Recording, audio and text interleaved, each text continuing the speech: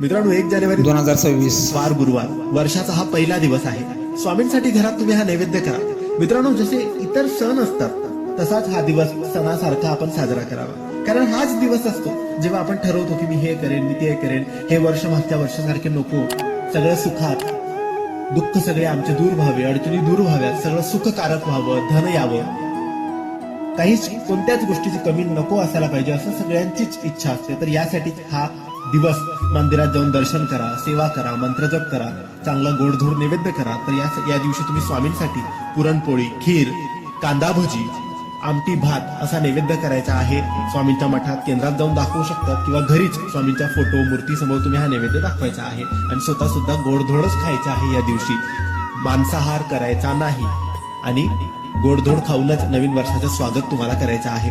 पुरणपोळी करा, खीर करा, आमटी भात करा, भाजी चपाती करा आणि कांदा भजी करा. कारण हा नैवेद्य स्वामींना आवडीचा आहे. म्हणून हे करा. स्वामी नक्की प्रसन्न होतील. धन्यवाद.